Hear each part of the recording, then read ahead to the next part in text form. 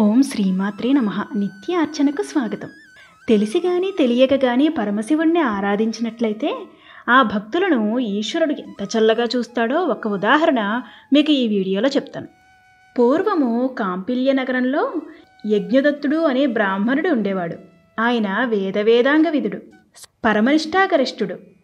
రాజుగారి ఆదరణతో పాటు ప్రజల మన్ననలు కూడా పొందాడు. సదాచార సంపన్నుడని పేరు తెచ్చుకున్నాడు. అతని భార్య సోమిదమ్మ, భర్తకు తగిన భార్య. వీరి కుమారుడు గుణనిధి. ఒకడే కుమారుడు కావడం చేత అతన్ని అల్లారుముద్దుగా పెంచారు. పిల్లవాడికి 7వ ఏడు రాగానే ఉపనయనం కూడా చేశారు. విద్యాభ్యాసానికి పంపారు. కానీ అతడు చదువు సంధ్యలు మాని సోమరిపోతై చెడు స్నేహాలకు అలవాటు పడ్డాడు. ఈ విషయం తెలిసినా ఒక్కగానొక్క కొడుకు కావడం చేత ఆ తల్లి గారాబం చేస్తూ ఉండేది. అంతేగాని దండించేది మాత్రం కాదు. రాజుగారి కొలువు పండిత చర్చలతో తండ్రికి కాలం సరిపోయేది కాదు. కుమారుణ్ణి గురించి పట్టించుకునేవాడే కాదు. గుణనిధి క్రమంగా పెరిగి పెద్దవాడైనాడు. అతడితో పాటే అతని చెడు అలవాట్లు కూడా పెరిగాయి. దుర్జన సాంగత్యము, మద్యపానము, జూదము వంటి వ్యసనాలకు అలవాటు పడ్డాడు. రాత్రి పగలు లేదు. ఎప్పుడో ఇంటికొచ్చేవాడు, అన్నం తినేసి వెళ్ళిపోయేవాడు. ఒకవేళ ఎప్పుడైనా తండ్రి కుమారుని గురించి అడిగితే వేదాధ్యయనంలో తీరిక లేకుండా ఉన్నాడండి అని చెప్పేది ఆ తల్లి. కుమారుడు ఇంటికొచ్చినప్పుడు కంటతడి పెట్టుకుని చెడు తిరుగుళ్ళు తిరగకురా, చదువుకోరా మంచిగా అని చెప్పేది. పాపం అతడు వినేవాడు కాదు. కానీ పుత్రప్రేమతో అతడు అడిగినంత డబ్బు ఇచ్చేసేది. ఈ రకంగా తల్లికి తెలిసి కొంత తెలియక కొంత డబ్బు తీసుకుని వెళ్ళిపోయేవాడు.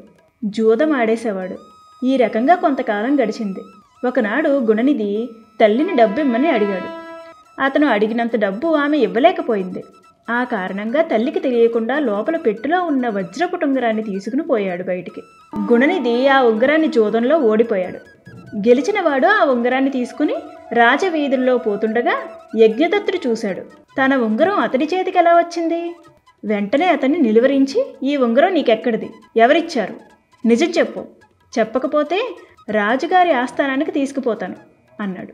ఆ మాటలకు భయపడ్డ జూదరి నిజం చెప్పేశాడు. అతడి మాటలు వినగానే స్థాణువులా నిలిచి ఉండిపోయాడు. పాపం అతనికి ఇవ్వవలసిన బాకీ చెల్లించి ఆ ఉంగరాన్ని తీసుకుని ఇంటికి వచ్చేశాడు. భర్త ఇంటికి రాగానే కాళ్ళు కడుక్కోమని నీళ్లు ఇచ్చింది భార్య. యజ్ఞదత్తుడు హతాశుడై నేల మీద కూలబడ్డాడు. అతడి కళ్ళు బైర్లు కమ్మాయి. భార్య అతని కాళ్ళు కడిగి, నాదా, నీ విచారానికి కారణమేమిటి అని అడిగింది.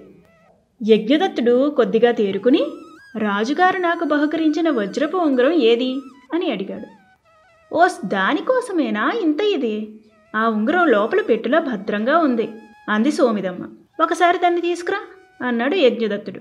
ముందు స్నానం చేసి భోజనం చెయ్యండి, ఆ ఉంగరం ఎక్కడికి పోదులే అంటూ మాట తప్పించడానికి ప్రయత్నించింది భార్య. దానికి కోపగించిన యజ్ఞదత్తుడు, ఓసి పాపిష్టిదానా, నిజం చెప్పు. నీ కొడుకు వేదమంత్రాలు వల్లిస్తున్నాడా? అసలు గురువు దగ్గరకు వెళుతున్నాడా లేదా? స్నానము, సంధ్యావందనము, జపము, అగ్నిహోత్రము ఈ మాటలైనా వాడికి తెలుసా లేదా? నీ మాటలు నిజమని ఇంతకాలము నమ్మాను. నీ మూలంగా ఈ రోజున నా పరువు ప్రతిష్టలు పూర్తిగా పోయాయి. ఎంత పని చేశావే అంటూ గద్దించాడు భార్యని. భార్య మారు మాట్లాడలేదు, కంటతడి పెట్టింది. ఈ విషయం గుణనిధికి తెలిసింది. ఇంటికి వెళ్ళే ధైర్యం చెయ్యలేదు. ఏం చెయ్యాలో తెలియక ఊరు వదిలి పారిపోయాడు. ఉన్నప్పుడు తినడం, లేనప్పుడు పస్తు పడుకోవడం. ఎక్కడికి వెళ్ళాలి, ఏం చెయ్యాలి ఇలా ఆలోచిస్తూ ఒక గ్రామం చేరాడు. ఆ ఊళ్ళో ఒక శివాలయం ఉంది. ఎక్కడికి వెళ్ళాలో తెలియని గుణనిధి శివాలయంలోకి వెళ్ళాడు. ఆ రోజు శివరాత్రి. ఆ రాత్రంతా భక్తులు అక్కడ చేరి భజనలు చేస్తున్నారు. గత 2 రోజులుగా భోజనం చెయ్యలేదు గుణనిధి. శరీరం తూలిపోతోంది. నిద్రపోదామంటే అంతా భజనలు చేస్తున్నారు కదూ. గోలగోలగా ఉంది అంతా. ఇంతలో భక్తులు పూజలు పూర్తయ్యాయి. భగవంతుడికి నివేదనలు చేశారు. వారంతా ఆ రోజు ఉపవాసం ఉన్నారు. తెల్లవారబోతోంది. భక్తులు స్నాన సంధ్యలు పూర్తి చేసుకోవడానికి బయటకు వెళ్లారు. ఆలయంలో ఎవరూ లేరు. దేవుని విగ్రహం దగ్గర అనేక రకాలైన తినుబండారాలు ఘుమఘుమలాడుతూ వాసనలు వస్తున్నాయి. ఆకలి బాధతో అలమటిస్తున్న గుణనిధికి శివుని అనుగ్రహం లభించినట్లయింది. మెల్లగా లేచి గర్భాలయంలోకి ప్రవేశించాడు. అక్కడ దీపారాధన కొండెక్కింది. పైనున్న బట్ట చింపి నూనెలో ముంచి వెలిగించాడు. ఆ వెలుతురులో ప్రసాదం ఉన్న పాత్రలు చేతిలోకి తీసుకున్నాడు. ఇంతలో బయట ఎవరో వస్తున్న అలికిడి వినిపించింది.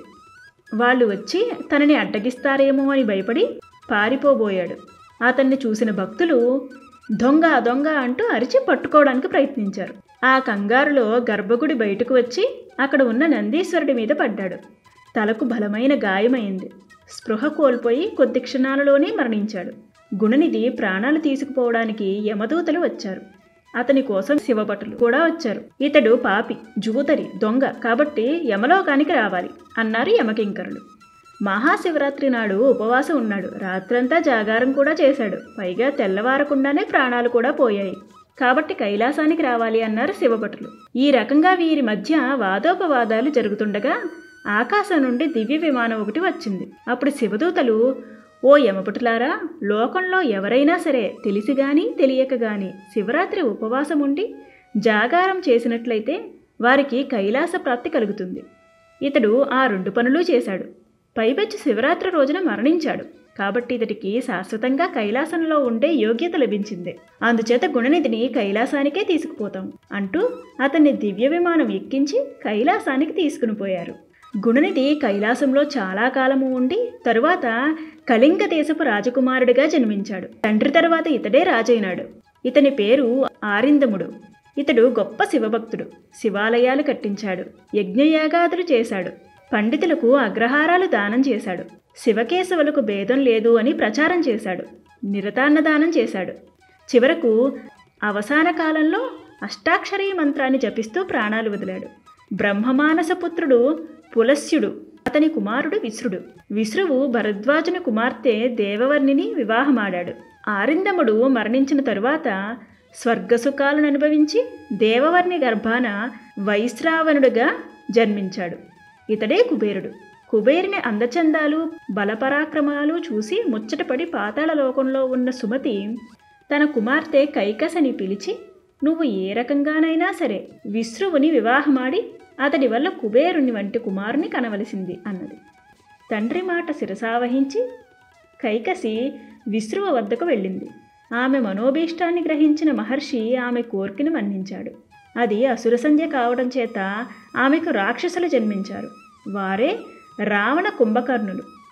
కుబేరుడు శివుని గురించి తపస్సు చేసి వరాలు పొందాడు. విశ్వకర్మ లంకా నగరాన్ని నిర్మించి కుబేరుడికిచ్చాడు. రావణుడు కుబేరుని ఓడించి లంకా నగరాన్ని స్వాధీనం చేసుకున్నాడు. కుబేరుడు కాశీనగరము చేరి అన్నపానీయాలు విసర్జించి శివుడి గురించి ఘోర తపస్సు చేశాడు. అతన్ని తపస్సుకు మెచ్చి శివుడు అలకాపురి పట్టణాన్ని ఇచ్చాడు. అందులో చైత్రరథము అనే మనోహరమైన ఉద్యానవనాన్ని నిర్మించాడు. కుబేరుణ్ణి యక్షులకు నాయకుడిగా చేశాడు. నవనిధులకు అధిపతిగా చేశాడు. ఈ విధంగా గుణనిధి చెడ్డ పనులు చేసినప్పటికీ శివానుగ్రహం వల్ల కుబేరుడైనాడు. శ్రీమాత్రే నమః.